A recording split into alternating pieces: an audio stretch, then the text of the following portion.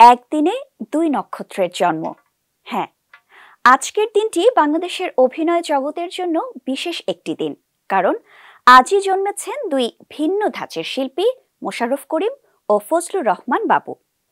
একজন টেলিভিশন নাটক ও সিনেমার দর্শকদের হৃদয়ে রাজত্ব করছেন, অভিনয়ের সঙ্গে গানেও মুগ্ধতা ছড়িয়েছেন অন্যজন।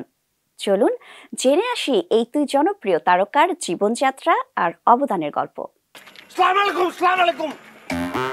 জীবনে উন্নতি করতে হলে দুইটা জিনিস মনে রাখা দরকার। 1971 সালের এই দিনে জন্ম হয় মোশাররফ করিমের।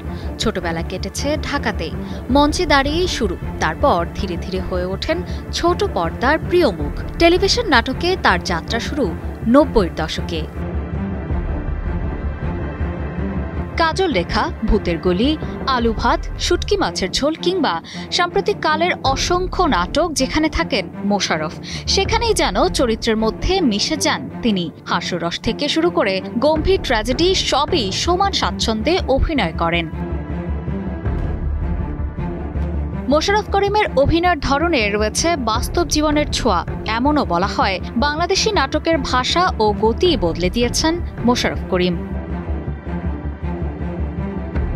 শুধু টেলিভিশনেই নয়, সিনেমায়ও শক্ত অবস্থান তৈরি করেছেন তিনি। জালালের গল্প, অলাদ চক্র, দেবী, পরাণ কিংবা সাম্প্রতিক সুন্দরবনের ভেতরে প্রতিটি সিনেমায় দর্শক আবিষ্কার করেছেন নতুন এক মোশাররফ করিমকে।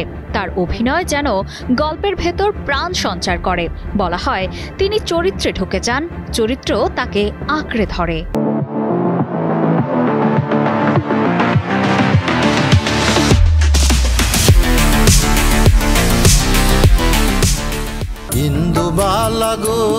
তুমি কোন আকাশে থাকো। অন্যদিকে আছেন ফজলুর রহমান বাবু। জন্ম 1960 সালের 22 আগস্ট ফরিদপুরে। ছাত্রজীবনেই অভিনয়ের টান টেনে আনে নাট্যদলে। সেখান থেকেই শুরু। পরে ঢাকার বিভিন্ন টেলিভিশন নাটকে নিজের অবস্থান তৈরি করেন তিনি। বাবু অভিনয়ের পাশাপাশি গায়ক হিসেবেও দর্শক মনে জায়গা করে নেন। তার কণ্ঠের গান আমারে দাও পারে আনাইয়া, সোনাই হায়রে কিংবা মনপুরার গানগুলো আজও মানুষের মুখে মুখে।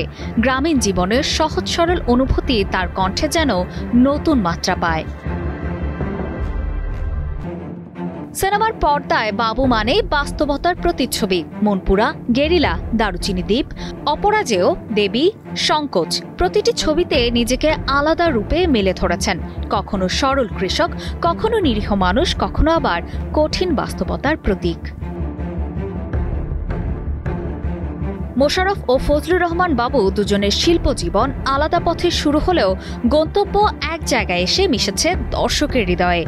আবার একজন জীবন ঘনিষ্ঠ সংলাপে নাটকের প্রাণ জাগান, অন্যজন গান আর চরিত্র দিয়ে আনেন মানুষের সহজ সরল আবেগ। দর্শকের কাছে তারা দুজনেই এক একজন বিশ্ববিদ্যালয়, যেখান থেকে শেখা যায় শিল্পের প্রতি দায়বদ্ধতা, শ্রম আর আন্তরিকতা।